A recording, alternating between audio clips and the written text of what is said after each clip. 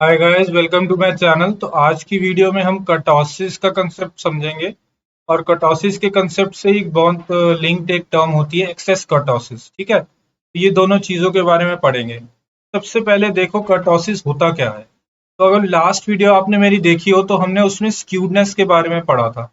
और स्क्यूडनेस मैंने क्या बोली थी? स्क्यूडनेस बेसिकली स्क्यूडनेस था। तो स्क्यूडनेस मैंने क्या बोली थी? Measure of asymmetricity. ठीक है, मेजर ऑफ एसिमेट्रिसिटी।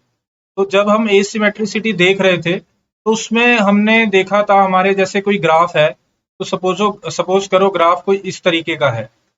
उस टाइम पे मैंने आपको बताया था कि ये चीज होती है ना, ये बेसिकली आपकी एक तरीके से टेल्ड बिहेवियर है। टेल्ड बिहेवियर कह लो या इसको कह लो आप टेल्डनेस या टेल्डनेस। तो बेसिकली जो कर्टोसिस होता है ना, जो कर्टोसिस होता है, कर्टोसिस बेसिकली आपका ये समझो, कर्टोसिस बेसिकली आपका measure of measure of tailedness of a distribution. यानी कि टेलनेस जो है ना डिस्ट्रीब्यूशन की, ये बेसिकली मैंने राइट स्क्यूड बनाया है। अगर मैं लेफ्ट स्क्यूड बनाऊं तो लेफ्ट स्क्यूड कुछ इस तरीके का हो तो ये टेल होगी आपकी। तो basically measure of tailedness of distribution. ठीक है, तो चलो, ये बेसिकली आपको एक तरीके का टेल्डनेस बताएगा कि आपका टेल्डनेस कितनी है आपके ग्राफ में। ठीक है, या तो इस तरीके से समझ लो, या बेसिकली इस तरीके से समझ लो कि हाउ मच डेंसिटी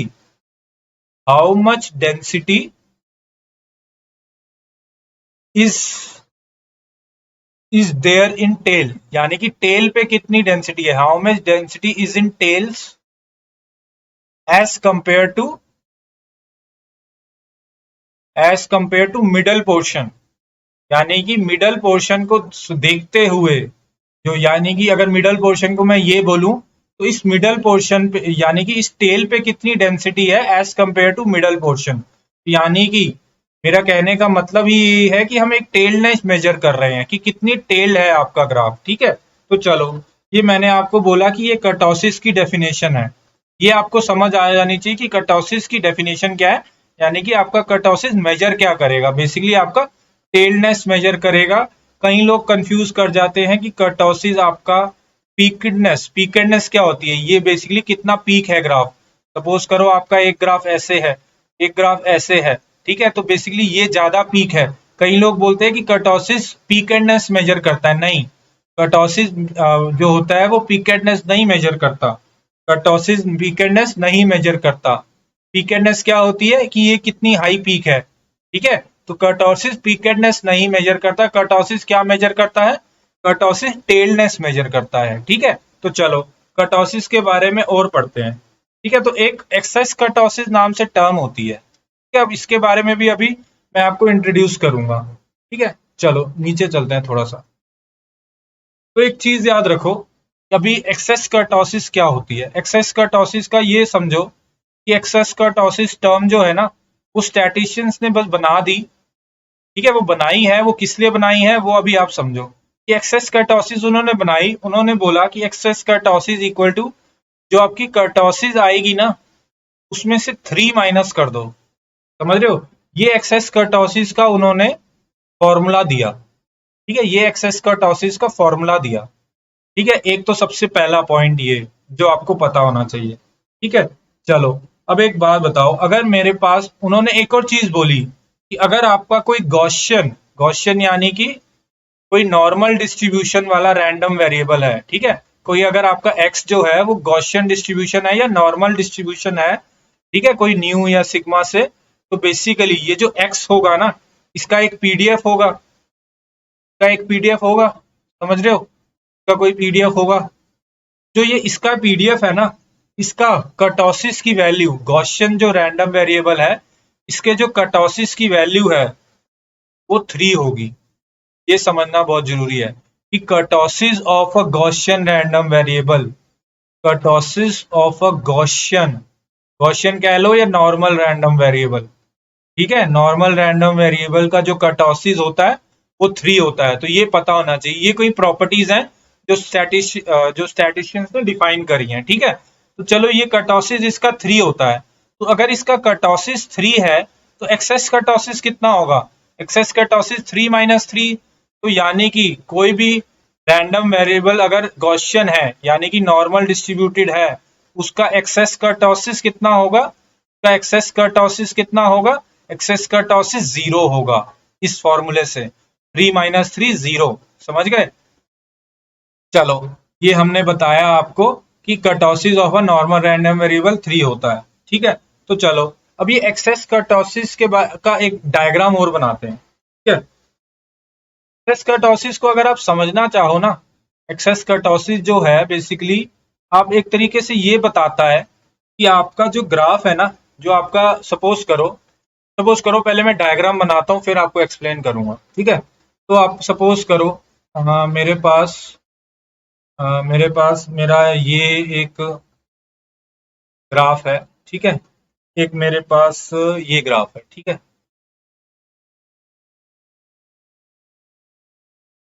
क्या उसके बाद एक ये ग्राफ है। ठीक है, एक ये ग्राफ है। ठीक है, अब ये जो ग्राफ है ना, ये बेसिकली आपका एक नॉर्मल डिस्ट्रीब्यूशन का कोई वेरिएबल है, एक्स कह लो, उसका ग्राफ है। ठीक है, उसका पीडीएफ का ग्राफ है, ये समझो। ठीक है, उसका पीडीएफ का ग्राफ है। तो अगर ये उसके पीडीएफ का ग्राफ है तो इसका कर्टोसिस कितना होगा? इसका कर्टोसिस 3 होगा। अभी मैंने बताया कि नॉर्मल डिस्ट्रीब्यूशन का जो रैंडम वेरिएबल होता है उसका कर्टोसिस 3 होता है। ठीक है, तो इसका कर्टोसिस 3 है, तो इसका एक्सेस कर्टोसिस, तो अगर मैं इसका एक्सेस कर्टोसिस लिखूं तो एक्सेस कर्टोसिस कितना होगा? 0 होगा। एक्सेस कर्टोसिस 0 होगा क्योंकि मैंने बोला ये गॉसियन रैंडम वेरिएबल है। ठीक है, तो अब ये मैं थोड़े बहुत ग्राफ बना रहा हूं। ठीक है, ये जो मैंने बाकी चारों ग्राफ बनाए हैं ना, ये 1, ये 2, ये 3, ये 4, ये 5। ठीक है, तो जो 3 है वो तो आपका गॉसियन वाला है। ठीक है, वो तो आपका नॉर्मल वाला है, नॉर्मल डिस्ट्रीब्यूशन। बाकी सारे नॉर्मल नहीं है। ठीक है, बाकी सारे नॉर्मल नहीं है, कोई अलग डिस्ट्रीब्यूशन है, नॉर्मल पॉइंट्स हैं जिनका आपने पीडीएफ प्लॉट कर दिया, तो वो पीडीएफ कुछ इस तरीके का आ रहा है। ठीक है, अब अगर मैं बोलूं कि इसका एक्सेस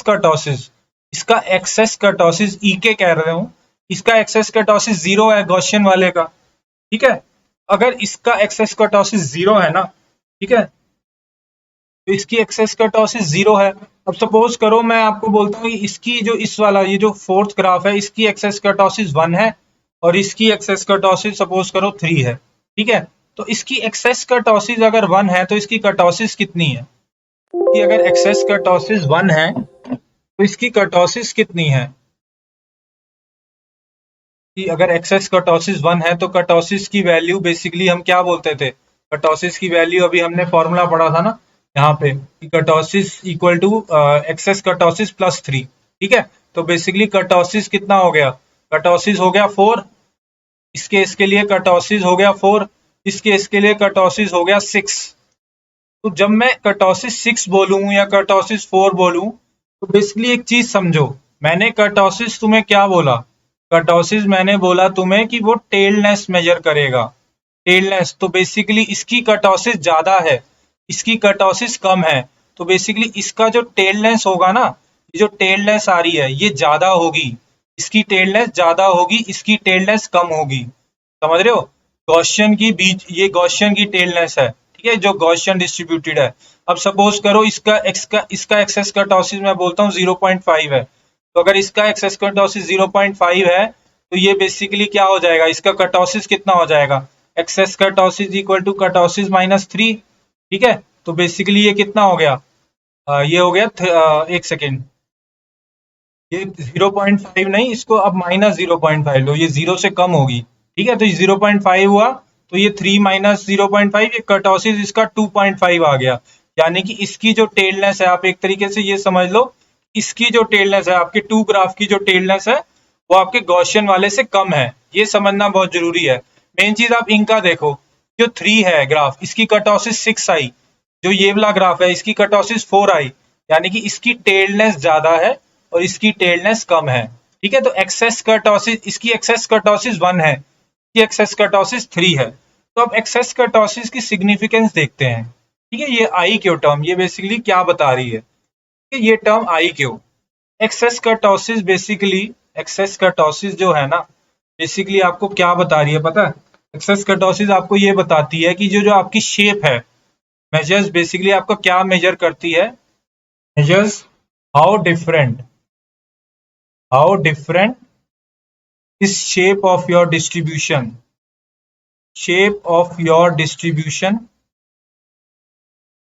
फ्रॉम किससे? फ्रॉम ग्राफ, या कह लो from kurtosis value 3। Kurtosis value 3 किसकी होती है? यानी कि बेसिकली मैंने बोला कि एक्सेस कर्टोसिस ये बता रहा है, जैसे इसका एक्सेस कर्टोसिस ये बताता है कि इसका जो ग्राफ है, वो शेप है, वो कितनी डिफरेंट है आपके इस नॉर्मल वाले ग्राफ से। इसकी जो कर्टोसिस है 3 है ना, ये जो आपका नॉर्मल वाला है, इसकी कर्टोसिस 3 है। तो बेसिकली मेरा इसकी एक्सेस कर्टोसिस 0 है। एक्सेस कर्टोसिस इसकी 0 है, समझ रहे हो? इसकी एक्सेस कर्टोसिस 0 है, इसका मतलब कि ये ग्राफ ऑलमोस्ट सेम है, मतलब ये एक ही ग्राफ है। अब इसकी एक्सेस कर्टोसिस 3 है, तो इसका मतलब कि ये ग्राफ इतना डिफरेंट है इस नॉर्मल वाले से, समझ रहे हो? तो एक्सेस कर्टोसिस ये समझ लो कि आपको एक तरीके से बस एक इंट्यूशन ये देता है कि आपका ये जो ये ग्राफ है, ये कितना डिफरेंट है नॉर्मल वाले ग्राफ से। नॉर्मल वाले ग्राफ जिसकी कर्टोसिस 3 थी, ठीक है, जिसकी कर्टोसिस 3 थी, उस ग्राफ से आपका ग्राफ कितना डिफरेंट है, एक्सेस कर्टोसिस आपको ये बताता है, ठीक है। बस इतनी सी चीज है। अब एक बात बताओ, मैंने आपको बोला कि कर्टोसिस जो है वो टेलनेस बताता है, यानी कि हायर कर्टोसिस मतलब कि आपका टेल हायर है, आपकी हायर टेलनेस है, समझ रहे हो? ये चीज समझनी बहुत जरूरी है गाइस, ठीक है। तो मैंने आपको बोला कि कर्टोसिस मेरे को क्या बताता है? कर्टोसिस मेरे को टेलनेस बताता है। टेलनेस का मतलब क्या है? टेलनेस का मतलब क्या है? अगर इस ग्राफ में देखूं तो टेलनेस का मतलब ही ये टेल है, ये टेल और ये टेल, समझ रहे हो? तो बेसिकली अगर मेरी कर्टोसिस हाई है, अगर मेरी कर्टोसिस हाई है, इसका मतलब कि मेरी टेलनेस हाई है। अब एक बात बताओ, लास्ट वीडियो में भी मैंने बताया था कि स्क्यूनेस वाले के केस में अगर मेरी ये टेल हाई है, इसका मतलब क्या है कि मेरे यहाँ पे आउटलायर्स हैं। इस चीज को समझो कि मेरे यहाँ पे आउटलायर्स हैं। जहां भी टेल होगी अगर इस तरीके का है, तो ये टेल है, तो यहाँ पे मेरे आउटलायर्स हैं, समझ रहे हो?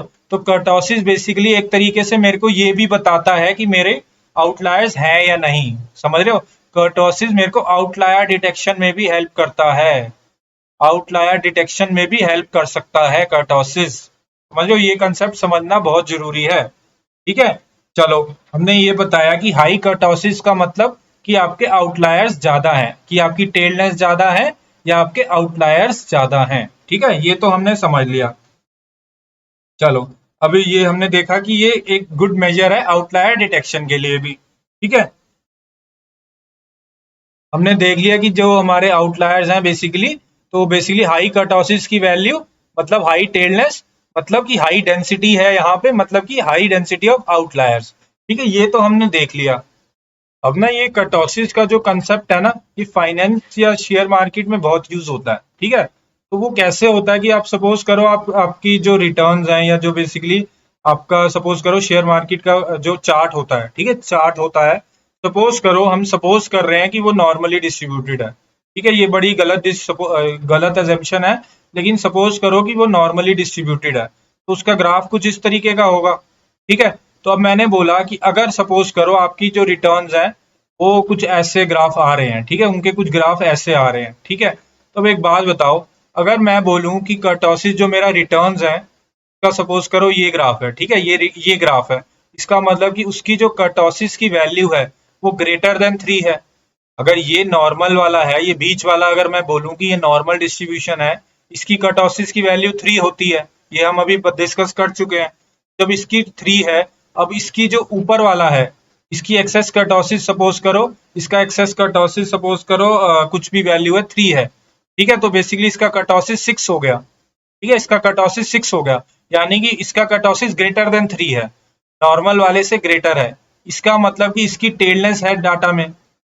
इसका मतलब सपोज करो ये कोई XYZ कंपनी है, उसकी रिटर्न्स का ग्राफ है, तो इसका मेरा कहने का मतलब है कि ये जो ग्राफ है इसमें टेलनेस है, यानी कि इसमें आउटलायर्स हैं, समझ रहे हो? यानी कि इसमें आउटलायर्स हैं, यानी कि इसमें आउटलायर्स हैं। अब इन आउटलायर्स का मतलब क्या होता है ये समझो। फाइनेंस की टर्म में इसका यूज बहुत होता है, कर्टोसिस का बहुत यूज होता है। तो बेसिकली एक चीज समझो कि यहाँ पे जब आउटलायर्स जो आ रहे हैं ना तुम्हारे, बेसिकली इसका मतलब पता है क्या है? इसका मतलब ये है, इसका मतलब ये है कि मैं नीचे एक बारी दोबारा लिखता हूँ। इसका मतलब पता है क्या है? ये जो तुम्हारा, जैसे सपोज करो ये बड़ा वाला ग्राफ मैंने यहाँ बनाया, इसका एक्सेस कर्टोसिस 3 था, कर्टोसिस 6 था, ठीक है। इसका मतलब है कि यहाँ पे आउटलायर्स हैं, ठीक है।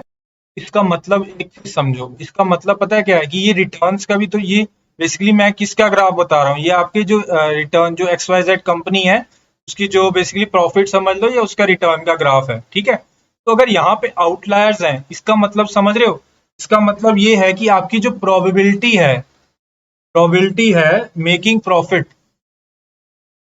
प्रॉफिट वो हायर है। एक शेयर का ग्राफ है, अगर यहाँ पे बेसिकली आउटलायर्स हैं, इसका मतलब कि यहाँ पे बेसिकली आपको प्रॉफिट मिल सकता है। ये समझो कि यहाँ पे आपको प्रॉफिट मिल सकता है, मेकिंग प्रॉफिट की यहाँ पे प्रॉफिट हो सकता है। ये समझो कि आपकी बेसिकली ये आपकी जो प्रॉफिट है ना, यहाँ पे प्रॉफिट होने की जो प्रोबेबिलिटी है प्रॉफिट होने की, वो ज्यादा है एज कंपेयर टू किससे, एज कंपेयर टू एक नॉर्मली डिस्ट्रीब्यूटेड है आपका कोई ग्राफ, यहाँ पे कोई आउटलायर्स नहीं है, यहाँ पे कोई वेट नहीं है, तो यहाँ पे बेसिकली कम चांसेस है कि आपको यहाँ पीक मिले, शेयर मार्केट में आपको पीक मिले, इसकी कम चांसेस है। लेकिन यहाँ पे बेसिकली आपके आउटलायर होने की प्रोबेबिलिटी ज्यादा है, ये समझो, ठीक है। तो बेसिकली एक चीज समझो कि जब मैं कह रहा हूं ना कि कर्टोसिस हाई है, जब मैं कह रहा हूं कि कर्टोसिस मेरे जो प्लॉट है उसकी हाई है, इसका मतलब कि यहाँ पे मेरी जो चांस है प्रॉफिट कमाने की, वो प्रॉफिट आने की, वो हाई है, ये समझो। लेकिन अगर मेरा नॉर्मली डिस्ट्रीब्यूटेड वाला प्लॉट नॉर्मल वाला है कि यहाँ पे वेट्स ही नहीं है, तो बेसिकली मेरे लेस चांस ऑफ प्रॉफिट, ठीक है, लेस चांस ऑफ प्रॉफिट समझ सकते हो तुम, है। तो यानी कि कर्टोसिस अगर मेरा हाई है ना, तो मेरा चांसेस ऑफ प्रॉफिट हाई है, एट द यहाँ पे basically chances of profit high है, ठीक है। लेकिन एक चीज और समझना कि यहाँ पे अगर प्रॉफिट होने की चांस ज्यादा है ना, तो यहाँ पे लॉस होने की चांस भी ज्यादा है, समझ रहे हो।